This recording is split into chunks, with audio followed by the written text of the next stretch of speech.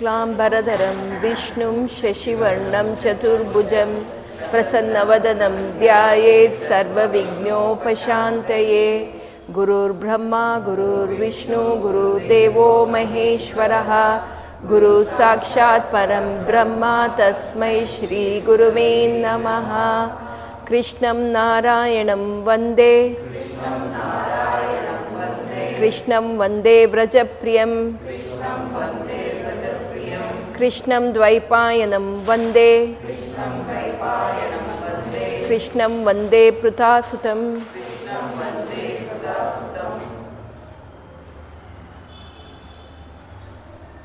ನಾವು ಹೋದ ವಾರದಲ್ಲಿ ಕೃಷ್ಣನ ಕತೆ ಕೇಳುವಾಗ ಯಾವ ಘಟನೆ ನಡೀತು ನೆನಪಿದೆಯಾ? ಯಾವ ಕಥೆಯನ್ನು ನಾವು ಕೇಳಿದ್ದು ಹೋದ ವಾರದಲ್ಲಿ? ಕೃಷ್ಣನ ಕಥೆಯಲ್ಲಿ ಯಾವುದು ಕೇಳಿದ್ವಿ? ಹಾಂ, ಕಾತ್ಯಾಯಿನಿ ವ್ರತದ ಬಗ್ಗೆ ಮತ್ತು ಗೋಪಿಕಾ ಸ್ತ್ರೀಯರ ಬಗ್ಗೆ, ಅವರಿಗೆ ಅವರ ಪ್ರೀತಿಯನ್ನು ಹೇಗೆ ಅವರು ಯಾವ ಉದ್ದೇಶದಿಂದ ಅವರು ಕಾತ್ಯಾಯಿನಿ ವ್ರತವನ್ನು ಮಾಡಿದ್ರು ಅದನ್ನು ಪೂರ್ಣ ಮಾಡಬೇಕು ಅಂತ ಹೇಳಿ ಅವನು ಈ ಗೋಪಿಕಾ ಸ್ತ್ರೀಯರ ವಸ್ತ್ರಾಭರಣ ಮಾಡಿದ್ದನ್ನು ಕೇಳಿಸ್ಕೊಂಡ್ವಿ. ಈ ವಾರದಲ್ಲಿ ಗೋವರ್ಧನ ಗಿರಿ ಎತ್ತಿರೋ ಕಥೆಯನ್ನು ನಾವೆಲ್ಲರೂ ಕೇಳಿದ್ದೀವಿ. ಆ ಕತೆ ಯಾಕೆ, ಹೆಂಗೆ, ಏನಾಯಿತು ಅನ್ನೋದನ್ನು ತಿಳ್ಕೊಳ್ಳೋಣ. 7 ವರ್ಷ ಬಾಲಕಾಲ ಈಗ ಕೃಷ್ಣ. ಒಂದು ದಿವಸ ಏನಾಗಿದೆ, ಎಲ್ಲ ಅವ್ರ ತಂದೆ ನಂದಗೋಪಾಲ, ತಂದೆ ಆ ಗೋಪಾಲಕರ ಎಲ್ಲರ ಅವನೇ ಸೇನಾಧಿಪತಿ ಥರ, ಅವನೇ ಮೇನ್. ಅವರು ಎಲ್ಲ ದೊಡ್ಡ ಹಿರಿಯರೆಲ್ಲ ಕೂತ್ಕೊಂಡು ಅವ್ರ ಮನೆಯಲ್ಲಿ ಒಂದು ಚರ್ಚೆ ಮಾಡ್ತಾ ಇರ್ತಾರಂತೆ. ಏನು ಅಂದರೆ, ಇಂದ್ರನಿಗೆ ಯಾಗ ಮಾಡಬೇಕು, ಇಂದ್ರನಿಗೆ ಯಾಗ ಮಾಡಬೇಕಂದ್ರೆ ಏನು ಮಾಡಬೇಕು ಮತ್ತು ಯಾಕೆ ಮಾಡಬೇಕು ಅಂತೆಲ್ಲ ಚರ್ಚೆ, ಅವರೆಲ್ಲ ಡಿಸ್ಕಸ್ ಮಾಡ್ತಾ ಇದ್ದಾರೆ, ಹೇಗೆ ಮಾಡೋದು, ಏನು ಮಾಡೋದು ಅಂತೆಲ್ಲ. ಆಗ ಕೃಷ್ಣ ಬರ್ತಾನಂತೆ. ಅಲ್ಲಿಗೆ ಬಂದುಬಿಟ್ಟು, ಏನು ಮಾತಾಡ್ತಾ ಇದ್ದೀರಾ ನೀವೆಲ್ಲರೂ, ನನಗೆ ಸ್ವಲ್ಪ ತಿಳಿಸಿ, ಯಾವುದ್ರ ಬಗ್ಗೆ ಹೇಳ್ತಾ ಇದ್ದೀರಾ, ಏನಿದು, ಯಾವ ಯಾಗ ಏನು ಅಂತ ಹೇಳ್ತಾರಂತೆ. ಅಲ್ಲಿರೋರೆಲ್ಲ ಹೇಳ್ತಾರಂತೆ, ಕೃಷ್ಣ ನೀನು ಚಿಕ್ಕವನು, ನಿನಗಿದರ ಅರ್ಥ ಆಗಲ್ಲ ಅಂತ. ಇಲ್ಲ, ನೀವೇನು ಹೇಳ್ತಾರೆ, ನನಗೇನು ತಿಳ್ಕೋಬೇಕು ಅದನ್ನೆಲ್ಲ ನಮ್ಮಪ್ಪ ನಂಗೆ ಹೇಳ್ತಾರೆ, ಅಪ್ಪ ನೀನು ನಂಗೆ ಹೇಳಬೇಕು ಅಂತ ಹೇಳ್ತಾನೆ. ಸರಿ ಅಂತ ಹೇಳಿ, ಆಗ ಕೃಷ್ಣ ಚಿಕ್ಕವನಲ್ಲ, ಅವ್ನಿಗೆ ಗೊತ್ತಾಗದೇ ಇದ್ರೂ ಪರವಾಗಿಲ್ಲ ಹೇಳೋಣ ಅಂಥೇಳಿ ನಂದಗೋಪಾಲ ಹೇಳ್ತಾನೆ, ನೋಡು ನಾವೆಲ್ಲ ನಮಗೆ ನಾವು ಹಸುವನ್ನು ಮೇಯಿಸೋರು, ಹಸುನ ಮೇಯಿಸಿ ಹಸುವಿನ ಹಾಲನ್ನು ತಗೊಂಡೋಗಿ ನಾವು ಮಾರಿ ಸಂಪಾದನೆ ಏನು ಮಾಡ್ತೀವಿ ಆ ದುಡ್ಡಲ್ಲಿ ನಾವೆಲ್ಲ ನಮ್ಮ ಜೀವನ ಸಾಗಿಸ್ತಾ ಇರೋರು. ನಮಗೆ ಈ ಹಸು ಮೇಯಿಸೋದಕ್ಕೆ ಬೇಕಿರೋದೇನು? ಹುಲ್ಲು ನಮಗೆ ಹೇಗೆ ಬರುತ್ತೆ? ನೀರು, ಮಳೆಯಿಂದ. ಮಳೆ ಅಂದರೆ ವರುಣದೇವನ ಕೃಪೆ ಇರಬೇಕು. ಆ ವರುಣದೇವ ಯಾರ ಹತ್ರ ಇರೋದು? ಇಂದ್ರನಂತ. ಇಂದ್ರನಿಗೆ ನಾವು ಈ ಯಾಗವನ್ನು ಮಾಡಬೇಕು. ಇಂದ್ರನಿಗೆ ಯಾಗ ಮಾಡಿದ್ರೆ ನಮಗೆ ಮಳೆ ಬೆಳೆ ಎಲ್ಲ ಚೆನ್ನಾಗಾಗತ್ತೆ, ಮತ್ತು ನಮಗೆ ಹಸು ಯಾವಾಗ ಹುಲ್ಲೆಲ್ಲ ಚೆನ್ನಾಗಿ ತಿನ್ನತ್ತೆ ಆಗ ಹಾಲು ಸಿಗತ್ತೆ, ನಮಗೆ ಹಾಲು ಮಾರೋದಕ್ಕೆ ಈಸಿ ಆಗುತ್ತೆ, ಇನ್ನು ನಮಗೆ ಹಾಲು ಮಾರೋದು ಈಸಿ ಆಗುತ್ತೆ ಅಂತೆಲ್ಲ ಹೇಳ್ತಾರಂತೆ, ಎಕ್ಸ್ಪ್ಲೇನ್ ಮಾಡ್ತಾರಂತೆ. ಕೃಷ್ಣ ಇಲ್ಲಿ ನಿಂತ್ಕೊಂಡು ಒಂದು ನಿಮಿಷ ಯೋಚನೆ ಮಾಡ್ತಾರಂತೆ. ನೀವು ಇದು ಮಾಡ್ತಾ ಇದ್ದೀರಲ್ಲ, ಯಾಕೆ ಮಾಡ್ತಾ ಇದ್ದೀರಾ ಅಂತ ಕೇಳ್ತಾನಂತೆ. ಯೋಚನೆ ಮಾಡಿ, ನೀವು ನಿಮ್ಮ ಹಿರಿಯರು ಮಾಡ್ತಾ ಇದ್ದಾರೆ ಅಂತ ಮಾಡ್ತಾ ಇರೋದಾ, ಇದು ಯಾಕೆ ಮಾಡಬೇಕು ಅಂತ ತಿಳ್ಕೊಂಡು ಮಾಡ್ತಾ ಇದ್ದೀರಾ ಅಂತ ಕೇಳ್ತಾನಂತೆ. ಅದಕ್ಕೆ ನಂದಗೋಪಾಲ ಹೇಳ್ತಾರಂತೆ, ಹಿರಿಯರು ಮಾಡ್ತಾ ಇರೋದು ಕೂಡ, ಮತ್ತು ನಮಗೆ ಇದು ಮಾಡೋ ರೂಢಿ ಬಂದಿದೆ, ಅದಕ್ಕೆ ನಾವು ಇದನ್ನು ಮಾಡ್ತಾ ಇರೋದು ಅಂತ. ಆಗ ಕೃಷ್ಣ, ನಾನು ಹೇಳೋದನ್ನು ಒಂದು ನಿಮಿಷ ನೀವೆಲ್ಲರೂ ಗಮನವಿಟ್ಟು ಕೇಳಿಸ್ಕೊಳ್ಳಿ ಅಂತ ಹೇಳ್ತಾರಂತೆ. ನೋಡಿ, ನಾವು ಯಾಗ ಮಾಡೋ ಅಂಥವ್ರಲ್ಲ, ನಾವು ಬ್ರಾಹ್ಮಣರಲ್ಲ, ನಾವು ಯಾಗ ಮಾಡಬೇಕು ಅನ್ನೋದಿಲ್ಲ. ಕ್ಷತ್ರಿಯರು ಏನು ಮಾಡಬೇಕು? ಅವ್ರು ಯುದ್ಧ ಕಾಯಬೇಕು. ಬ್ರಾಹ್ಮಣರು ಯಾಗ ಮಾಡಬೇಕು. ಕ್ಷತ್ರಿಯರು ಅವರು ಯುದ್ಧ ಮಾಡಿ ದೇಶ ಕಾಯಬೇಕು, ಅದು ಅವ್ರ ಕೆಲಸ. ವೈಶ್ಯರು ಅವರು ಏನು ಮಾಡಬೇಕು? ಅವರು ವ್ಯಾಪಾರ ಮಾಡೋರು. ಶೂದ್ರರು ಏನಿದೆ ಅದನ್ನೆಲ್ಲ ನೋಡ್ಕೊಳ್ಳೋದು ಮತ್ತು ಎಲ್ಲ ಕ್ಲೀನ್ ಮಾಡೋದು ಅವ್ರದ್ದು ಕೆಲಸ. ಅವ್ರವ್ರ ಕೆಲಸ ಏನಿದೆ ಅದನ್ನು ಮಾಡ್ಕೊಂಡು ಹೋಗಬೇಕು. ನಾವು ಇಲ್ಲಿ ಮಾಡ್ತಾ ಇರೋದು, ನಾವು ಹಾಲನ್ನು ಮಾರಿ ದುಡ್ಡು ಪಡಿತಾ ಇರೋರು. ಸೊ ನಮಗೆ ಏನು ನಮ್ಮ ಕಾರ್ಯ? ಈ ಹಸುಗೆ ಹಾಲು ಬರಬೇಕು ಅಂದರೆ ಹಸುಗೆ ಸಿಗಬೇಕಿರೋದು ಹುಲ್ಲು. ಆ ಹುಲ್ಲು ನಮಗೆ ಎಲ್ಲಿ ಸಿಗ್ತಾ ಇದೆ? ಗೋವರ್ಧನ ಗಿರಿ ಹತ್ರ ಸಿಗ್ತಾ ಇದೆ. ಆ ಗೋವರ್ಧನ ನಮಗೆ ಹುಲ್ಲು ಕೊಡದೇ ಇದ್ದರೆ, ಅದು ನಮಗೆ ಅಲ್ಲಿ ಮೇಲೆ ಹತ್ತಕ್ಕೆ ಅವಕಾಶ ಕೊಡದೇ ಇದ್ದರೆ ನಾವು ಹಿಂಗೆ ಮಾಡೋಕ್ಕಾಗತ್ತಾ? ಆಗಲ್ಲ. ನಮಗೆ ಹಾಲು ಸಿಗ್ತಾ ಇರಲಿಲ್ಲ, ಯಾಕಂದರೆ ಹಸುಗಳು ಕರ್ಕೊಂಡು ಹೋಗೋಕ್ಕಾಗಲ್ಲ, ಹಸು ಮೇಯ್ಸೋಕ್ಕಾಗಲ್ಲ. ಅದಕ್ಕೆ ನಾವು ಮಾಡಬೇಕಿರೋದು ನಮ್ಮ ಪೂಜೆಯನ್ನು ಬರೀ ನಾವು ಗೋವರ್ಧನ ಗಿರಿಗೆ ಸಲ್ಲಿಸಬೇಕು, ಇಂದ್ರನಿಗಲ್ಲ. ಇಂದ್ರ ಏನು ಮಾಡ್ತಾ ಇದ್ದಾನೆ ಅಂತ ಹೇಳ್ತಾರಂತೆ. ಕೃಷ್ಣ ಎಷ್ಟು ಚೆನ್ನಾಗಿ ಚಿಕ್ಕವನಾದರೂ ಎಷ್ಟು ಚೆನ್ನಾಗಿ ಅದನ್ನು ಎಕ್ಸ್ಪ್ಲೇನ್ ಮಾಡ್ತಾನೆ ಅಂದರೆ ಅಲ್ಲಿರೋ ಅಷ್ಟು ಜನರಿಗೆ ಯೋಚನೆ ಬರುತ್ತಂತೆ, ಹೌದು ಕೃಷ್ಣ ಹೇಳ್ತಾ ಇರೋದು ಕರೆಕ್ಟೇ. ನಾವು ನಮ್ಮ ಪೂಜೆ ಏನಿದೆ ಅದನ್ನು ನಾವು ಯಾರಿಗೆ ಕೊಡಬೇಕು, ನಮ್ಮ ಪೂಜೆಯನ್ನು ನಾವು ಯಾರಿಗೆ ಮಾಡಬೇಕು ಅಂದರೆ ಗೋವರ್ಧನ ಗಿರಿಗೇನೆ, ಈ ಇವ್ರಿಗೆ ಅಲ್ವಲ್ಲ, ಇಂದ್ರನಿಗೆ ಅಲ್ವಲ್ಲ ಅಂತ ಅವ್ರಿಗೆ ಅನ್ಸತ್ತಂತೆ. ಆಮೇಲೆ ಎಲ್ಲರೂ ಯೋಚನೆ ಮಾಡ್ತಾರಂತೆ. ಕೃಷ್ಣ ಕೇಳ್ತಾನಂತೆ, ಯಾಕೆ ಯೋಚನೆ ಮಾಡ್ತಾ ಇದ್ದೀರಾ, ಏನಾಯಿತು ಅಂತ. ಈ ಗೋವರ್ಧನ ಗಿರಿಗೆ ನಾವು ಪೂಜೆ ಮಾಡಬೇಕು ಅಂದರೆ ನಮಗೆ ದುಡ್ಡು ಖರ್ಚು ಜಾಸ್ತಿ ಆಗುತ್ತೆ, ಯಾಕಂದರೆ ಆ ಗಿರಿ ಎಷ್ಟು ದೊಡ್ಡದು, ಮತ್ತು ಅದಕ್ಕೆ ನಾವು ಏನೇನು ನೈವೇದ್ಯ ಎಲ್ಲ ಮಾಡಬೇಕು ಅದೆಲ್ಲ ಹೆಚ್ಚಾಗತ್ತೆ, ಅದೆಲ್ಲ ನಮಗೆ ಕಷ್ಟ ಆಗತ್ತೆ ಅಂತ ಹೇಳ್ತಾರಂತೆ. ಅದಕ್ಕೆ ಕೃಷ್ಣ ಹೇಳ್ತಾನಂತೆ, ನೀವು ಎಕ್ಸ್ಟ್ರಾ ಏನೂ ಖರ್ಚು ಮಾಡಬೇಡಿ, ಏನು ನೀವು ಪ್ಲ್ಯಾನ್ ಮಾಡಿದ್ದೀರಾ, ಎಷ್ಟು ನೀವು ಇವಾಗ ಖರ್ಚು ವೆಚ್ಚ ಮಾಡಬೇಕು ಅಂತಿದ್ದೀರಾ ಅಷ್ಟೇ ವೆಚ್ಚದಲ್ಲಿ ಗೋವರ್ಧನ ಗಿರಿಗೆ ನಾವು ಪೂಜೆ ಮಾಡೋಣ ಅಂತ ಹೇಳ್ತಾನೆ. ಸರಿ, ಎಲ್ಲರೂ ಒಪ್ಕೊಂಡ್ರು. ಎಲ್ಲರೂ ಏನು ಮಾಡ್ತಾರೆ, ಮನೆಯಲ್ಲಿ ಭಕ್ಷ್ಯ ಭೋಜ್ಯಗಳು ಎಲ್ಲ ಪಂಚಭಕ್ಷ್ಯ ಭೋಜ್ಯಗಳು ಎಲ್ಲ ಮನೆಯಿಂದನೂ ಎಲ್ಲರೂ ಮಾಡಿಕೊಂಡು, ಯಾಕಂದರೆ ಎಲ್ಲರಿಗೂ ಎಲ್ಲರ ಹಸುನೂ ಚೆನ್ನಾಗೇ ವೃದ್ಧಿ ಆಗಬೇಕು ಮತ್ತು ಎಲ್ಲರಿಗೂ ಹಾಲು ಬರಬೇಕು ಅಂತ ಎಲ್ಲರೂ ಸೇರಿಬಿಟ್ಟು ಎಲ್ಲ ಅವರ ಕಾರ್ಯನ ಮಾಡಿಕೊಂಡು ಅವ್ರ ಮನೆಯಿಂದ ಏನೇನು ಬೇಕು ಅದನ್ನೆಲ್ಲ ತಿಂಡಿ ಎಲ್ಲ ಮಾಡಿಕೊಂಡು ಆ ದೇವತಾ ಕಾರ್ಯಕ್ಕೆ ಬರ್ತಾರೆ. ಎಲ್ಲರೂ ಬರ್ತಾರೆ. ಗೋವರ್ಧನ ಗಿರಿ ಮುಂದೆ ಅವ್ರವ್ರು ಮಾಡ್ಕೊಂಬಂದಿರೋ ಭಕ್ಷ್ಯ ಭೋಜ್ಯಗಳನ್ನು ಇಡ್ತಾರೆ. ಎಲ್ಲ ಭಕ್ಷ್ಯ ಭೋಜ್ಯಗಳನ್ನು ಇಟ್ಟ ಮೇಲೆ ಏನು ಪೂಜೆ ಅವ್ರಿಗೆ ಗೊತ್ತಿದೆ ಅಷ್ಟು ಪೂಜೆಯನ್ನು ಅವರು ಮಾಡ್ತಾರೆ. ಆ ಪೂಜೆಯನ್ನು ನೋಡಿ ಕೃಷ್ಣನಿಗೆ ಸಂತೋಷ ಆಗತ್ತಂತೆ. ಆಗ ಕೃಷ್ಣನೇ ಗೋವರ್ಧನ ಗಿರಿಯ ಅವತಾರದಲ್ಲಿ ಪ್ರತ್ಯಕ್ಷನಾಗ್ತಾನಂತೆ. ಪ್ರತ್ಯಕ್ಷನಾಗಿ ಆ ಭಕ್ಷ್ಯ ಭೋಜ್ಯಗಳು ಏನಿಟ್ಟಿರ್ತಾರೆ ಅದನ್ನು ತಿಂತಾನಂತೆ. ಎಲ್ಲರಿಗೂ ಸಂಭ್ರಮ, ಎಲ್ಲರಿಗೂ ಖುಷಿ, ನಮ್ಮ ಪೂಜೆ ಸಲ್ಲಿಸಿದೆ, ಗೋವರ್ಧನ ಗಿರಿಗೆ ನಮ್ಮ ಪೂಜೆ ಸಲ್ಲಿಸಿದೆ ಅಂತ ಹೇಳಿ ಎಲ್ಲರೂ ಸಂತೋಷದಿಂದ ಬರ್ತಾರೆ, ಸಂತೋಷದಿಂದ ಇರ್ತಾರೆ. ಎಲ್ಲರೂ ಸಂಭ್ರಮ, ಊರಲ್ಲೆಲ್ಲ ಸಂಭ್ರಮ, ಎಲ್ಲ ಬೃಂದಾವನದಲ್ಲಿ ಎಲ್ಲರೂ ಸಂಭ್ರಮದಲ್ಲಿ ಇದ್ದಾರೆ. ಎಷ್ಟು ಸಂಭ್ರಮದಿಂದ ಪೂಜೆ ಮಾಡಿರ್ತಾರೆ, ಎಷ್ಟು ಭಕ್ತಿಯಿಂದ ಮಾಡಿರ್ತಾರೆ, ಆ ಭಕ್ತಿಗೆ ಕೃಷ್ಣ ಮೆಚ್ಚಿದ್ದಾನೆ. ಇದೆಲ್ಲ ಆಯಿತು. ಈ ಕಡೆ ಇಂದ್ರನಿಗೆ ಏನಾಯಿತು, ನನಗೆ ಬರಬೇಕಿರೋ ಹವಿಸ್ಸು ಈ ವರ್ಷ ನಂದಗೋಪಾಲ ಕಡೆಯಿಂದ ಬಂದಿಲ್ಲ, ಯಾಕೆ ಅಂತ ನೋಡ್ತಾನೆ. ಇಲ್ಲಿ ಗೊತ್ತಾಗತ್ತೆ ಎಲ್ಲ ಗೋವರ್ಧನ ಗಿರಿಗೆ ಪೂಜೆ ಮಾಡಿದ್ದಾರೆ ಅಂತ. ಇಂದ್ರನಿಗೆ ಫುಲ್ ಸಿಟ್ಟು ಬರುತ್ತೆ. ಯಾರು ಈ ಕೃಷ್ಣ ಒಂದು ಸಣ್ಣ ಬಾಲಕ, ಇವನಿಗೆ ಇವನು ಯಾವಾಗ ನೋಡಿದ್ರು ಸುಳ್ಳು ಹೇಳೋನು, ತುಂಟಾಟ ಮಾಡೋನು, ಇವನ್ ಮಾತು ಕೇಳಿಸ್ಕೊಂಡು ಈ ನಂದಗೋಪಾಲ ನನಗೆ ಯಾಗ ನನಗೆ ಹವಿಸ್ ಏನು ಸಿಗಬೇಕು, ಯಾಗದಲ್ಲಿ ಸಿಗೋ ಹವಿಸ್ಸನ್ನು ಸಿಗದೆ ಇರೋಂಗೆ ಮಾಡಿದ್ದಾನೆ, ಯಾಕೆ ಹಿಂಗೆ ಮಾಡಿದ್ದಾನೆ ಇವನು ಅಂತ ಅವನಿಗೆ ಸಿಟ್ಟು ಬರುತ್ತಂತೆ. ಇಂದ್ರ ನಿಜವಾಗ್ಲೂ ಹೇಳಿದ್ರೆ ಅವನು ಕೃಷ್ಣನ ಅಭಿಮಾನಿನೇ, ಕೃಷ್ಣನ ಭಕ್ತನೇ. ಆದರೆ ಇಲ್ಲಿ ಅವನಿಗೆ ಅಹಂಕಾರ ಮೆಟ್ಟಿರುತ್ತೆ, ಅಹಂ ಅನ್ನೋದು ಮೆಟ್ಟಿರುತ್ತೆ. ನಾನು ದೊಡ್ಡವನು, ಈ ಕೃಷ್ಣ ಬಾಲಕ ಅಂತ ಬಂದಿರತ್ತೆ. ಆ ಅಹಮ್ಮನ್ನು ಮುರಿಯೋದಕ್ಕೆ ಇದು ಕೃಷ್ಣ ಮಾಡಿರೋ ಲೀಲೆ. ಕೃಷ್ಣನಿಗೇನು ಇಂದ್ರನಿಗೆ ಯಾಗ ಮಾಡೋದು ಇಷ್ಟ ಇರಲಿಲ್ಲ ಅಂತಲ್ಲ, ಕೃಷ್ಣನಿಗೆ ಅದು ಗೊತ್ತು. ಆದರೆ ಕೃಷ್ಣ ಮನಸ್ಸಲ್ಲಿ ಏನು ಅಂದ್ಕೊಂಡಿರೋದು, ಆ ಇಂದ್ರನಿಗೆ ಅಹಂಕಾರ ಬಂದಿದೆ, ಆ ಅಹಂಕಾರವನ್ನು ನಾನು ಮುರಿಬೇಕು ಅಂತ ಈ ಕಾರ್ಯವನ್ನು ಮಾಡಿಸಿರ್ತಾನೆ. ಇಂದ್ರನಿಗೆ ಫುಲ್ ಸಿಟ್ಟು ಬಂದಿರುತ್ತೆ. ಆ ಸಿಟ್ಟಲ್ಲಿ ಏನು ಮಾಡ್ತಾನೆ, ಸಂವರ್ತಕ ಅಂತ ಒಂದು ಮೋಡಗಳಲ್ಲಿ ತುಂಬ ವಿಧವಾದ ಮೋಡಗಳಿದೆಯಂತೆ. ಅದರಲ್ಲಿ ಒಂದು ಬಂದು ಸಂವರ್ತಕ ಅನ್ನೋ ಮೋಡ. ಆ ಮೋಡ ಎಂಥದ್ದು ಅಂದರೆ ಅದು ಅತಿಯಾದ ಘರ್ಜನೆಯುಳ್ಳ ಮೋಡ. ಮತ್ತು ಅದರಲ್ಲಿ ಅದು ಬಂದರೆ ಎಂಥ ಮಳೆ ಅಂದರೆ ಪ್ರಳಯ ಮಳೆ ಬರುವಂಥದ್ದು ಮೋಡ ಅಂತೆ. ಆ ಮೋಡ ಪ್ರಳಯಾಂತಕ ಮಳೆ ಅಂತೀವಲ್ಲ, ಅಂಥ ಪ್ರಳಯಾಂತಕ ಮಳೆ ಸುರಿಸುವಂಥ ಮೋಡ ಅದು. ಆ ಸಂವರ್ತಕ ಮೋಡವನ್ನು ಕರೆದು, ನಾನು ಹಿಂಗೆ ಆಜ್ಞೆ ಮಾಡ್ತಾ ಇದ್ದೀನಿ, ಹೋಗಿ ಆ ಬೃಂದಾವನದಲ್ಲಿ ನೀನು ಗರ್ಜಿಸಬೇಕು ಮತ್ತು ಮಳೆಯನ್ನು ಸುರಿಸ್ಬೇಕು ಅಂತ ಹೇಳ್ತಾನಂತೆ.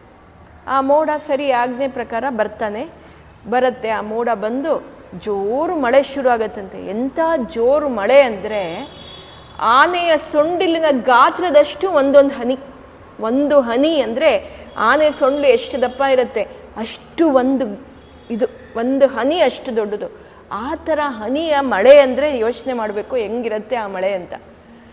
ಈ ನಂದಗೋಕುಲದಲ್ಲಿ ಬೃಂದಾವನದಲ್ಲಿ ಇರೋ ಅಂಥವ್ರೆಲ್ಲರೂ ಅವ್ರವ್ರ ವಸ್ತ್ರಗಳು ಏನೇನಿದೆ ಎತ್ಕೊಳಕ್ಕೆ ಹೋಗ್ತಾರೆ, ಎಲ್ಲ ಮಳೆಯಲ್ಲಿ ಹಾರಾಗ್ತಾ ಇದರಲ್ಲಿ ತೇಲ್ ಹೋಗ್ತಾ ಇದೆ, ಏನು ಇಟ್ಕೊಳಕ್ಕಾಗ್ತಾ ಇಲ್ಲ. ಹಸುಗಳೆಲ್ಲ ಏನು ಮಾಡಬೇಕು ಗೊತ್ತಾಗ್ತಾ ಇಲ್ಲ, ಹಸುಗಳೆಲ್ಲ ಒದ್ದಾಡ್ತಾ ಇದ್ದಾರೆ. ಈ ಕಡೆ ಎಲ್ಲ ಜನ ಅವ್ರವ್ರ ಸಾಮಾನು ಏನಾಗತ್ತೆ ಅದನ್ನೆಲ್ಲ ಇಟ್ಕೊಳಕ್ಕೆ ಹೋಗ್ತಾ ಇದ್ದಾರೆ. ಎಲ್ಲ ಅಲ್ಲಾಡ್ತಾ ಇದೆ, ಎಲ್ಲ ಹೋಗ್ತಾ ಇದೆ. ಎಲ್ಲರಿಗೂ ಮನಸ್ಸಲ್ಲಿ ಇವಾಗ ಶುರು ಆಯಿತು, ನಾವು ದೊಡ್ಡ ತಪ್ಪು ಮಾಡಿದ್ದೀವಿ, ಕೃಷ್ಣನ ಮಾತನ್ನು ಕೇಳಿ ನಾವು ದೊಡ್ಡ ತಪ್ಪು ಮಾಡಿದ್ದೀವಿ.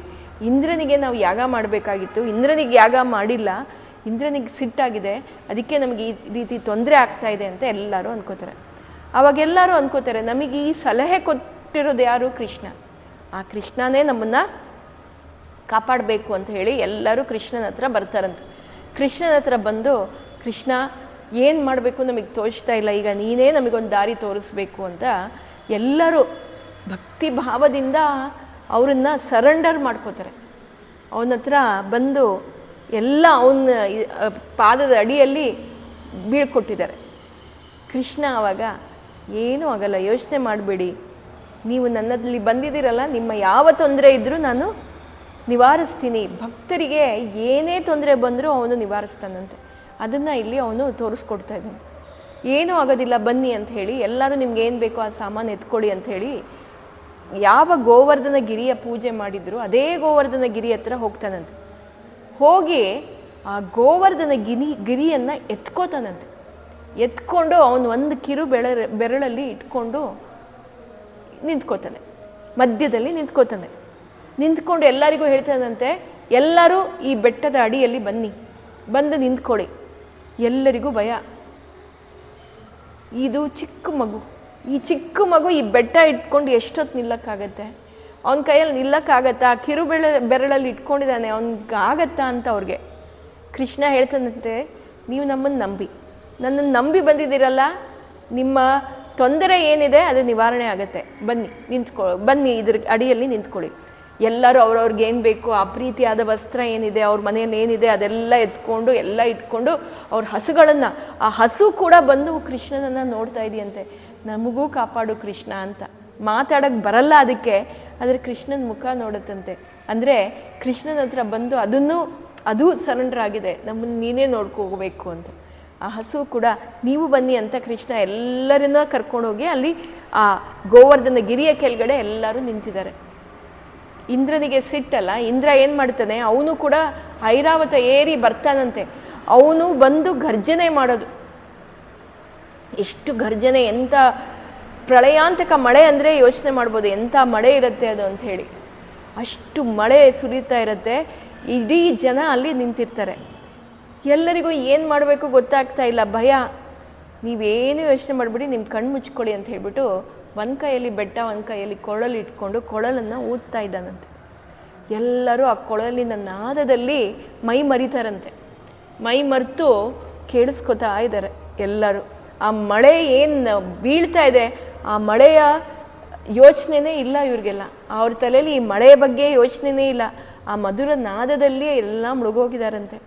ಸುಮ್ಮನೆ ಅವ್ರ ಪಾಡಿಗೆ ಅವರು ಅಲ್ಲಿ ಏನು ಮಾಡಬೇಕು ಅಂತಲೇ ಇಲ್ಲ, ಅವ್ರು ಸುಮ್ಮನೆ ನಿಂತ್ಕೊಂಡ್ಬಿಟ್ಟಿದ್ದಾರೆ. 7 ದಿವಸ 7 ರಾತ್ರಿ ಅದೇ ಗಾತ್ರದ ಮಳೆ ಬಿದ್ದಿದೆಯಂತೆ. ಅದೇ ಗಾತ್ರದ ಮಳೆ ಬಿದ್ದಿದೆ ಅಂದರೆ ಯೋಚನೆ ಮಾಡ್ಬೋದು ಹೆಂಗಾಗಿರಬೇಕು ಅಂತ. ಇಷ್ಟು ಮಳೆ ಬಿದ್ದಿದೆ. ಇಂದ್ರನಿಗೆ ಈಗ ಏನಾಯಿತು, ಇಲ್ಲಿ ಯಾರಿಗೊಬ್ರಿಗೂ ಏನೂ ಹಾನಿ ಆಗಿಲ್ಲ, ಈ ಕೃಷ್ಣ ಏನು ಮಾಡಿದ್ದಾನೆ ಅಂತ ಬಂದು ನೋಡ್ತಾನೆ. ಆಗ ಅವನಿಗೆ ಗೊತ್ತಾಗತ್ತೆ, ಕೃಷ್ಣ ಅಷ್ಟೂ ಜನರನ್ನ ಅವರು ಕಾಪಾಡಿದ್ದಾನೆ ಅಂತ. ಆವಾಗ ಅವನಿಗೆ ಅರಿವಾಗತ್ತೆ, ಅವನ ಅಹಂ ಏನಾಗಿತ್ತು ಆ ಅಹಂ ಹೋಗತ್ತೆ. ಇನ್ನು ನಾನು ಸೋತೆ, ಇನ್ನು ನಾನು ಏನೂ ಮಾಡೋಕ್ಕಾಗಲ್ಲ, ಈ ಮಳೆ ಇವ್ರಿಗೆ ಯಾರಿಗೂ ಏನೂ ಹಾನಿ ಮಾಡೋದಿಲ್ಲ. ಯಾಕಂದರೆ ಅವ್ರ ಒಟ್ಟಿಗಿರೋದು ಯಾರು? ಸಾಕ್ಷಾತ್ ಪರಮಾತ್ಮ. ಆ ಪರಮಾತ್ಮ ಇದ್ದಾಗ ಅವ್ರ ಭಕ್ತರನ್ನು ಏನೇ ಆಗಲಿ ಅವನು ಕಾಪಾಡ್ತಾನೆ, ನಾನೇನು ಮಾಡೋಕ್ಕಾಗಲ್ಲ ಅಂಥೇಳಿ ಅವರು ಆ ಸಂವರ್ಧಕ ಮೋಡವನ್ನು ಕರೆದು ಸಾಕು ಮಾಡು ನಿನ್ನ ಮಳೆ ಅಂತ ಹೇಳಿ ಆ ಮಳೆಯನ್ನು ನಿಲ್ಲಿಸ್ತಾರೆ. ಆಗ ಆ ಮೋಡದ ಕವಿದ ವಾತಾವರಣ ಏನಿತ್ತು ಅದೆಲ್ಲ ಹೋಗಿ blue colour sky, normal sky ಬಂದ್ಬಿಡ್ತು. ನಾರ್ಮಲ್ ಇದು ಆಕಾಶ ಬಂತು. ಕೃಷ್ಣ ಆಗ ಎಲ್ಲರಿಗೂ ಕರಿತಾನಂತೆ. ಅಲ್ಲಿ ತನಕ ಇವರೆಲ್ಲ ಕಣ್ಮುಚ್ಚಿದವರು ಅವ್ರಿಗೆ ಗೊತ್ತೇ ಆಗಿಲ್ಲ, ಎಷ್ಟು ದಿನ ಆಗಿದೆ ಅಂತಲೂ ಗೊತ್ತಾಗಿಲ್ಲ ಅವ್ರಿಗೆಲ್ಲ. ಎಲ್ಲರನ್ನ ಹೇಳ್ತಾನಂತೆ, ಎಲ್ಲರೂ ಕಣ್ ತೆರೀರಿ, ಕಣ್ ತೆಗೆದು ನಿಮ್ಮ ನಿಮ್ಮ ಮನೆಗೆ ನೀವು ಹೋಗಿ ಅಂತ ಹೇಳ್ತಾನಂತೆ. ಎಷ್ಟು ದಿನ ಆಗಿದೆ, ಇವಾಗ ಅವ್ರಿಗೆ ಗೊತ್ತಾಗ್ತದೆ 7 ದಿನ ಆಗೋಗಿದೆ, ನಾವು ಹಿಂಗೆ ನಿಂತಿದ್ದೀವಿ ಅಂತ. ಎಲ್ಲರೂ ಕಣ್ ತೆಗೆದು ನೋಡ್ತಾರೆ. ಕೃಷ್ಣ ಹಾಗೆ ಬೆಟ್ಟ ಯಾವತ್ತು ಅವರು ಕಣ್ಮುಚ್ಕೊಂಡಿದ್ರು ಹೇಗೆ ಇಟ್ಕೊಂಡಿದ್ದ ಹಾಗೆ ಇಟ್ಕೊಂಡಿದ್ದಾರಂತೆ. ಆಮೇಲೆ ಎಲ್ಲರೂ ಕಣ್ ತೆರೆದು ಬರ್ತಾರೆ. ಎಲ್ಲರೂ ಬಂದ ಮೇಲೆ ಕೃಷ್ಣ ಮತ್ತೆ ಆ ಬೆಟ್ಟವನ್ನು ಕೆಳಗಿಟ್ಟು ಬರ್ತಾನೆ. ಈಗ ಎಲ್ಲರಿಗೂ ಆಶ್ಚರ್ಯ, ಪರಮಾಶ್ಚರ್ಯ. ಈ ಬಾಲಕ ಯಾರು, ನಾವು ಕೇಳಬೇಕು ಅಂತ ಹೇಳಿ ಹೋಗಿ ಕೃಷ್ಣನ ಹತ್ರ, ನೀನು ಯಾರು, ನೀನು ನಿಜವಾಗ್ಲೂ ಒಂದು ದೇವ ಮನುಷ್ಯನ, ಇಲ್ಲ ನೀನು ಗಂಧರ್ವನ, ಇಲ್ಲ ನೀನು ಕಿನ್ನರನ, ಇಲ್ಲ ಯಾರು ನೀನು, ನಿನ್ನ ಕೈಯಲ್ಲಿ ಈ ಬೆಟ್ಟ ಹೇಗೆ ಎತ್ತಕ್ಕೆ ಸಾಧ್ಯ ಆಯಿತು, ಅದನ್ನು ನೀನು ನಂಗೆ ತಿಳಿಸ್ಬೇಕು ಅಂತ ಕೇಳ್ತಾರಂತೆ. ಆಗ ಬರೀ ನೀನು ಬೆಟ್ಟ ಎತ್ತಿದ್ದು ಒಂದೇ ಅಲ್ಲ ಅಂತೆ, ಇನ್ನು ಕೆಲವರು ಬರೀ ಬೆಟ್ಟ ಎತ್ತಿದ್ದಲ್ಲ, ಆ ಪೂತನನ್ನು ಕೊಂದು ಹಾಕಿದೆ, ಶಕಟಾಸುರ ಗಾಡಿಯಲ್ಲಿದ್ದವನನ್ನು ಕೊಂದು ಹಾಕಿದೆ, ಧೇನುಕಾಸುರ, ಬಕ ಅಂಥ ಅಸುರರನ್ನೆಲ್ಲ ಕೊಂದು ಹಾಕಿದೆಯಾ ನೀನು, ಪ್ರಲಂಬ, ಇವ್ರನ್ನೆಲ್ಲ ನೀನು ಕೊಂದು ಹಾಕಿದೆಯಾ, ನೀನು ಯಾರು, ನಮ್ಮನ್ನು ರಕ್ಷಣೆ ಮಾಡಿದೆಯಲ್ಲ ನೀನು ಯಾರು ಅಂತ ಕೇಳ್ತಾನಂತೆ. ಆಗ ನಂದಗೋಪಾಲ ಅಲ್ಲೇ ಇರ್ತಾನೆ. ನಂದಗೋಪ ಅವನು ಬಂದು ಹೇಳ್ತಾನೆ, ನಿಮಗೆಲ್ಲ ನೆನಪಿರಬೇಕು, ಆ ಗರ್ಗಾಚಾರ್ಯರು ಯಾವಾಗ ಬಂದು ನನ್ನ ಮಗನಿಗೆ ಹೆಸರಿಟ್ರು, ಆಗ ಅವ್ರು ಏನು ಹೇಳಿದ್ರು, ಇವನಿಗೆ ಸಹಸ್ರಾರು ಹೆಸರುಗಳಿದೆ, ಇವನಿಗೆ ಸಹಸ್ರಾರು ಹೆಸರಿದೆ. ಅಂದರೆ ಸಹಸ್ರಾರು ಹೆಸರಿರೋನು ಇನ್ಯಾರು, ಅವನೇ ನಾರಾಯಣ, ಅವನೇ ಇವನು, ಅವನದೇ ಅವತಾರ ಇದು ಅಂತ. ಆದರೂ ಅವನಿಗೆ ಅಲ್ಲಿರೋರಿಗೆಲ್ಲ ಮಾಯ ಛಾಯಿಸ್ತಾನೆ ಇವನು ಕೃಷ್ಣ. ಮಾಯ ಛಾಯಿಸಿ ಅವರೆಲ್ಲ ಓಕೆ ಅಂತ ಹೇಳಿ ಎಲ್ಲ ನೀನು ಹುಷಾರಾಗಿರು ಅಂತ ಹೇಳ್ಬಿಟ್ಟು ಎಲ್ಲ ಅವ್ರವ್ರ ಮನೆಗೆ ಹೋಗ್ತಾರೆ. ಏನಾಗಿದೆ ಏನಿದೆ ಅಂತೆಲ್ಲ ನೋಡ್ಕೊಳ್ಳೋಕ್ಕೆ ಎಲ್ಲರೂ ಹೋಗಿದ್ದಾರೆ. ನಂದಗೋಪಾಲನೂ ಹೋಗಿದ್ದಾನೆ. ಕೃಷ್ಣ ಆಗ ಗೋವರ್ಧನ ಗಿರಿ ಹತ್ರ ನೋಡ್ತಾನಂತೆ. ಆಗ ಇಂದ್ರ ಮೇಲಿಂದ ಬರ್ತಾನೆ. ಇಂದ್ರ ಮೇಲಿಂದ ಬಂದು ಕೃಷ್ಣನ ಪಾದವನ್ನು ಹಿಡ್ಕೊಂಡು, ಕೃಷ್ಣ ನನ್ನನ್ನು ಕ್ಷಮಿಸಬೇಕು, ನನ್ನ ಈ ಅಹಂಕಾರವನ್ನು ದೂರ ಮಾಡಿದೀಯಾ, ನಿನ್ನ ಭಕ್ತರನ್ನು ನೀನು ಹೇಗೆ ರಕ್ಷಣೆ ಮಾಡ್ತೀಯಾ, ಎಂಥ ಸಮಯದಲ್ಲಾದರೂ ನೀನು ಅವ್ರ ಜೊತೇಲಿ ಇರ್ತೀಯ ಅನ್ನೋದನ್ನು ಇಲ್ಲಿ ಪ್ರೂವ್ ಮಾಡಿದೀಯ. ಖಂಡಿತ ನಾನು ನಿನ್ನ ಭಕ್ತನೇ, ನನಗೆ ಅಹಂ ಯಾಕೆ ನನಗೆ ಅಲ್ಲಿ ಛಾಯೆ ಆಗಿತ್ತು ನಂಗೆ ಗೊತ್ತಿಲ್ಲ, ಅದರಿಂದ ನಾನು ಈ ಘೋರ ಪಾಪವನ್ನು ಮಾಡಿದ್ದೀನಿ, ನಾನು ಕ್ಷಮಿಸಬೇಕು ಅಂತ ಬೇಡ್ಕೊತಂತೆ. ಇಂದ್ರ ಒಬ್ಬನೇ ಬರಲ್ಲ ಅಂತೆ. ಇಂದ್ರ ಒಟ್ಟಿಗೆ ಕಾಮಧೇನು ಮತ್ತು ಸುರಭಿ ಗೋವು, ಆ ಗೋವುಗಳು ಬಂದಿರತ್ತಂತೆ. ಆ ಕಾಮಧೇನು ಸುರಭಿ ಹೇಳ್ತಾರಂತೆ, ಕೃಷ್ಣ ನಿನ್ನಿಂದ ನಮ್ಮ ಕುಲ ಎಲ್ಲ ನಾಶವಾಗಬೇಕಾಗಿತ್ತು ಈ ಮಳೆಯಲ್ಲಿ. ಅಂದರೆ ಹಸುವಿನ ಕುಲ ಏನಿದೆ ಅದೆಲ್ಲ ನಾಶವಾಗಬೇಕಿತ್ತು ಈ ಪ್ರಳಯಾಂತಕ ಮಳೆಯಲ್ಲಿ. ಆದರೆ ನೀನು ನಮ್ಮನ್ನೆಲ್ಲ ರಕ್ಷಿಸಿದೆಯಾ, ನೀನೇ ನಮ್ಮ ತಂದೆ ತಾಯಿ ಅಂತೆಲ್ಲ. ಆ ಕಾಮಧೇನು ಏನು ಮಾಡುತ್ತಂತೆ, ಆ ಹಾಲು, ಅದರ ಹಾಲಿಂದ ಕೃಷ್ಣನಿಗೆ ಅಭಿಷೇಕ ಮಾಡ್ತಾರಂತೆ. ಸುರಭಿ ಕೂಡ ಆ ಹಾಲನ್ನು ಕೊಟ್ಟು ಅಭಿಷೇಕ ಮಾಡ್ತಾನೆ.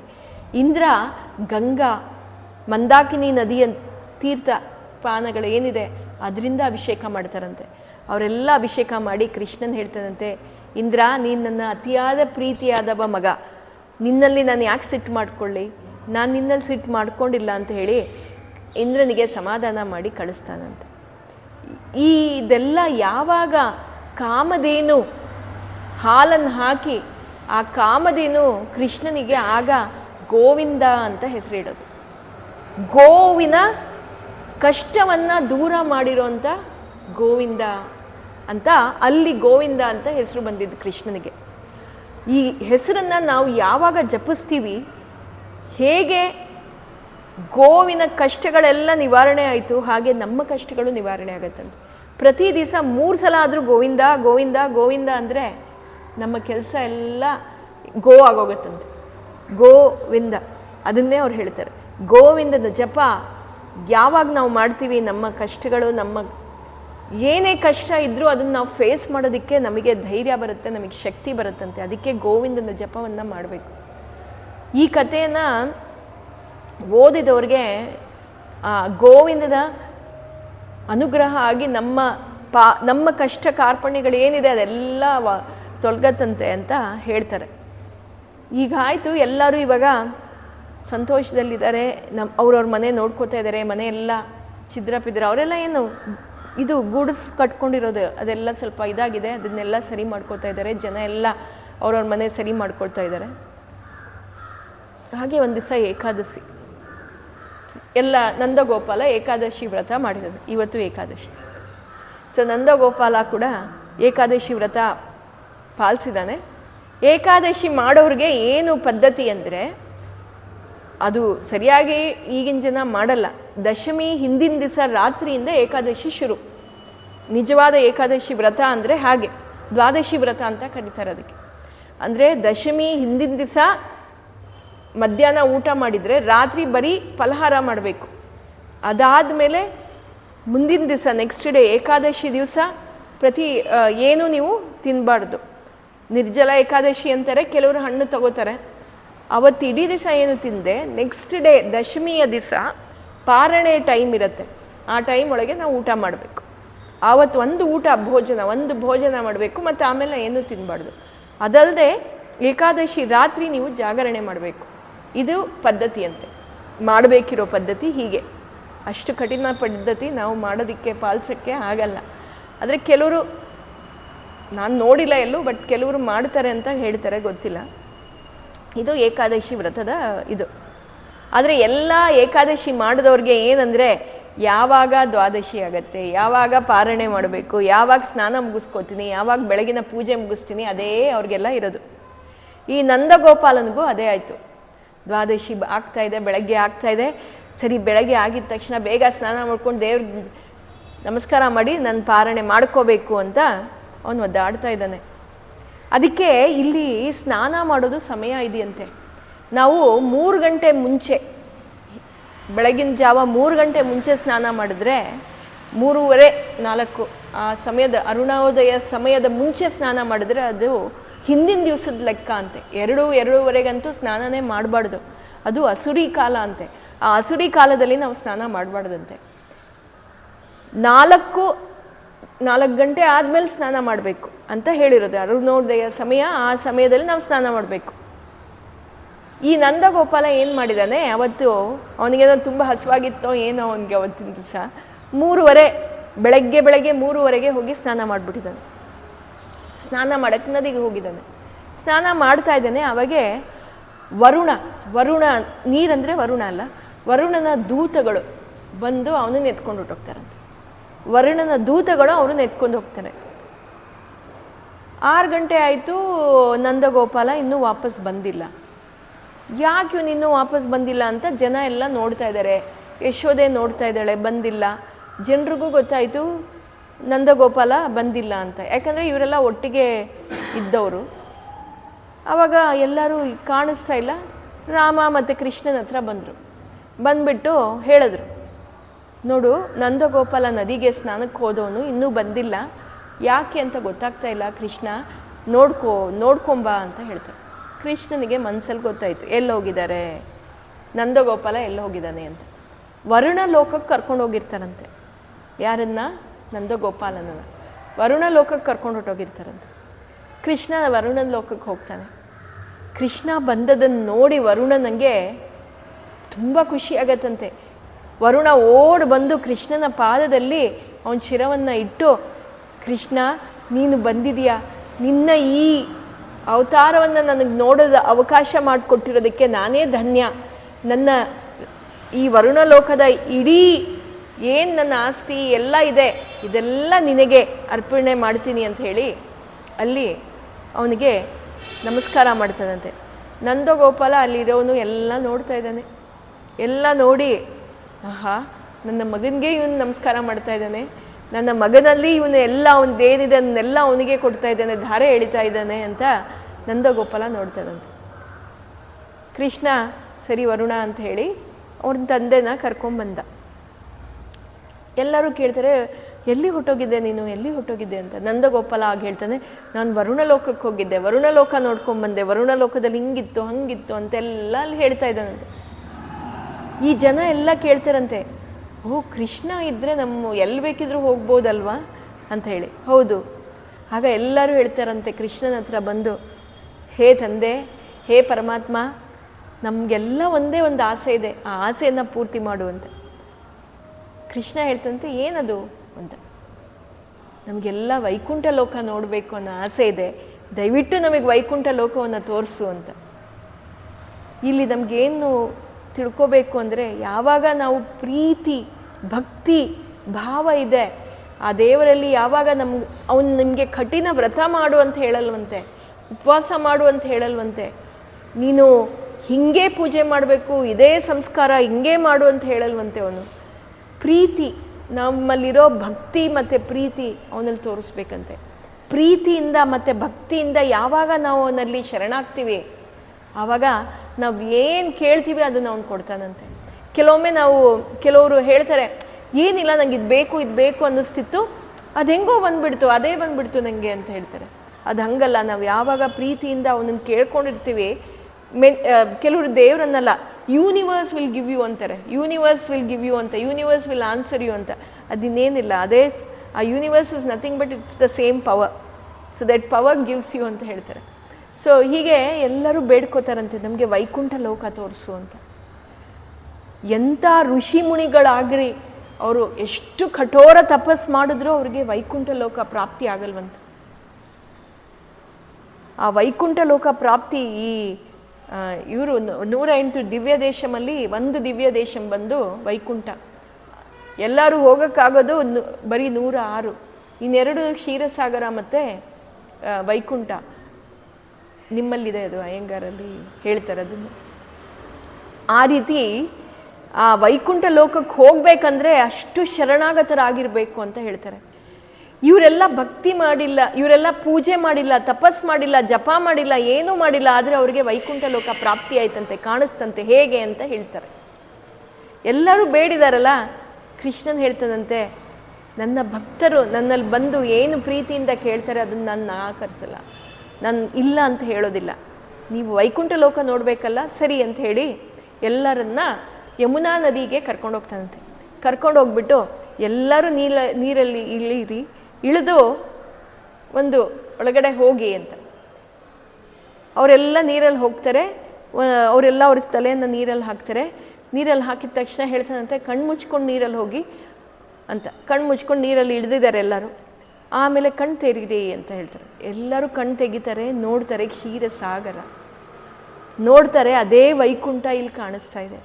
ಆ ವೈಕುಂಠವನ್ನು ನೋಡ್ತಾ ಇದ್ದಾರೆ ಎಲ್ಲರೂ. ಅಲ್ಲಿ ಆ ವೈಕುಂಠವನ್ನು ನೋಡ್ತಾ ಇದ್ದರೆ ಅವ್ರಿಗೆ ಅಲ್ಲೇ ಸಂಭ್ರಮ, ಅಂಥ ಒಳ್ಳೆ ವೈಕುಂಠ ಅಂತೆ. ಅಲ್ಲಿ ಶೇಷಶಾಯಿ ಇದ್ದಾನೆ, ಅದ್ರ ಮೇಲೆ ನಾರಾಯಣನ ಕೂತಿರೋದು, ಅಲ್ಲಿರೋ ಆ ದೃಶ್ಯನೇ ತುಂಬ ಚೆನ್ನಾಗಿತ್ತಂತೆ. ಅವ್ರಿಗೆಲ್ಲ ನೋಡೋದಕ್ಕೆ ಅದು ಎಷ್ಟು ಚೆನ್ನಾಗಿತ್ತು ಅಂದರೆ ಅವರು ಅದು ನೋಡ್ತಾನೇ ಇದ್ಬಿಟ್ರಂತೆ. ಹಾಗೆ ಅವರಿಗೆ ಅದು ನೀರಲ್ಲಿ ನಿಂತಿದ್ದೀವಿ ಅನ್ನೋದು ಅವ್ರಿಗೆ ಅರಿವಾಗಿರಲಿಲ್ಲ. ಹಂಗೆ ಅವರು ಇದರಲ್ಲೇ ಮುಳುಗೋಗಿದ್ರಂತೆ. ಎಲ್ಲರೂ ವೈಕುಂಠ ಲೋಕವನ್ನು ನೋಡಿದ್ದಾರೆ, ಎಷ್ಟು ಸಂಭ್ರಮ ಪಡ್ತಾ ಇದ್ದಾರೆ ವೈಕುಂಠ ಲೋಕ ನೋಡಿ. ಅದೇ ವೈಕುಂಠ ಲೋಕ ನೋಡಿಕೊಂಡು ಹಂಗೆ ಮೇಲೆ ಬರ್ತಾರಂತೆ. ಬಂದು ಕೃಷ್ಣನನ್ನು ನೋಡ್ತಾರಂತೆ, ಅವನು ಅಲ್ಲೇ ಇದ್ದಾನೆ, ಅಲ್ಲಿ ನಾರಾಯಣ ಇದ್ದಾನೆ. ಎಂಥ ಲೀಲೆ ಇದು ಅಂತ ಅವ್ರ ಮನಸ್ಸಲ್ಲಿ ಅನ್ಕೋತಾನೆ. ಎಲ್ಲರೂ ಅನ್ಕೋತಾರೆ, ಈ ಕೃಷ್ಣ, ನಮ್ಮ ಕೃಷ್ಣ ಇಲ್ಲೇ ಇದ್ದಾನೆ, ನಮ್ಮನ್ನು ವೈಕುಂಠ ತೋರಿಸಿದ್ದಾನೆ ಅಂತ. ಇದು ಭಾಗವತದಲ್ಲಿ ಏನು ಹೇಳಿದಾರಂದರೆ, ಋಷಿ ಮುನಿಗಳಿಗೆ ಘೋರ ತಪಸ್ಸು, ಕಠೋರ ತಪಸ್ಸು ಇದೆಲ್ಲ ಮಾಡಿದ ಮೇಲೂ ಅವ್ರಿಗೆ ವೈಕುಂಠ ಲೋಕ ಪ್ರಾಪ್ತಿ ಆಗಲ್ಲ, ಅದ್ರ ದೃಶ್ಯ ಸಿಗಲ್ಲ ಅಂತೆ. ಅವರಿಗೆ ಹಂಗೂ ಸಿಗಬೇಕು ಅಂದರೆ ಯಾವಾಗ ಸಿಗತ್ತೆ ಅಂದರೆ, ಪ್ರಳಯ ಕಾಲ ಬಂದಿರತ್ತಲ್ಲ, ಯುಗದ ಪ್ರಳಯ ಕಾಲ ಇರುತ್ತಲ್ಲ, ಆ ಪ್ರಳಯ ಕಾಲದಲ್ಲಿ ಬ್ರಹ್ಮನೊಟ್ಟಿಗೆ ಅವರಲ್ಲಿ ಹೋಗಿ ನೋಡ್ತಾರಂತೆ. ಅಷ್ಟು ತಪಸ್ ಮಾಡಿದ ಮೇಲೇ ಅವ್ರಿಗೆ ಸಿಗುವಂಥದ್ದು, ಅವ್ರಿಗೆ ಪ್ರಾಪ್ತಿ ಆಗುವಂಥದ್ದು. ಅಂಥದ್ದು ಈ ಗೋಪಾಲಕರಿಗೆ ಅಷ್ಟು ಬೇಗ ಪ್ರಾಪ್ತಿಯಾಯಿತು. ಯಾಕೆ ಅಂದರೆ ಅವರೆಲ್ಲ ಪುಣ್ಯ ಮಾಡಿರೋರು, ಅವರೆಲ್ಲ ಆ ಕೃಷ್ಣನೊಟ್ಟಿಗೆ ಇದ್ದವರು. ಅಷ್ಟು ಚೆನ್ನಾಗಿ ಅವ್ರಿಗೆ ಅವನು ಸಲಹಿದ್ದಾನೆ ಅಂತ ಇಲ್ಲಿ ಹೇಳಿರೋದು. ಏನು ಅಂದರೆ ಇದರಲ್ಲಿ ನಮಗೆ ಬರಬೇಕಿರೋ ಮೆಸೇಜು, ನಮಗೆ ತಲುಪಬೇಕಿರೋ ಮೆಸೇಜ್ ಏನಂದರೆ, ಭಕ್ತಿ ಒಂದೇ ಇಂಪಾರ್ಟೆಂಟ್. ಪ್ರೀತಿಯಿಂದ ನಾವು ಭಕ್ತಿಯಿಂದ ಯಾವಾಗ ಅವನಲ್ಲಿ ಬೇಡ್ಕೋತೀವಿ, ಆಗ ಅವನು ಖಂಡಿತ ನಮಗೇನು ಬೇಕೋ ಅದನ್ನು ಕೊಟ್ಟೇ ಕೊಡ್ತಾನೆ ಅಂತ. ಇದು ಈ ಕತೆ. ಈಗ ಎಲ್ಲ ಗೋಪಿಕೆಯರು ಎಲ್ಲರೂ ಗೋಪಾಲಕರು ಅದನ್ನು ನೋಡಿ ಮೇಲೆ ಬಂದು ಕೃಷ್ಣನನ್ನು ನಮಸ್ಕಾರ ಮಾಡ್ತಾರಂತೆ. ಕೃಷ್ಣನ ನಮಸ್ಕಾರ ಮಾಡು, ನಮ್ಮ ಜೀವನ ಧನ್ಯವಾಯಿತು. ನಾವು ಈ ಜೀವನದಲ್ಲೇ ವೈಕುಂಠ ಲೋಕವನ್ನು ನೋಡಿದ್ದೀವಿ ನಿನ್ನ ಅನುಗ್ರಹದಿಂದ ಅಂತ ಎಲ್ಲರೂ ನಮಸ್ಕಾರ ಮಾಡ್ತಾರೆ. ಎಲ್ಲ ಆಯಿತು.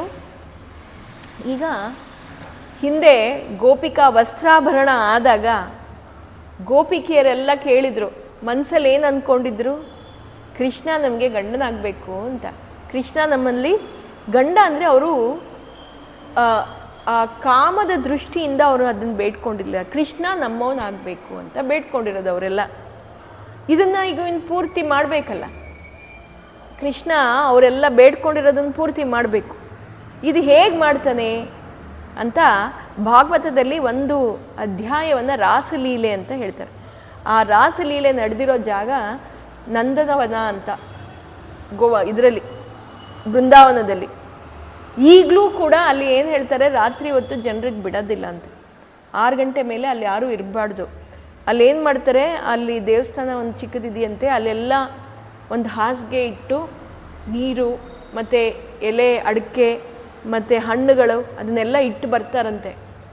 ಬೆಳಗ್ಗೆ ಹೋಗಿ ನೋಡಿದಾಗ ಎಲ್ಲ ಕೆದ್ರಿರತ್ತಂತೆ, ಮತ್ತು ಆ ಎಲೆ ಎಲ್ಲ ತಿಂದಿರೋದು ಅಂತ ಗೊತ್ತಾಗತ್ತಂತೆ, ತಿಂದಿದ್ದಾರೆ ಅಂತ ಗೊತ್ತಾಗತ್ತಂತೆ.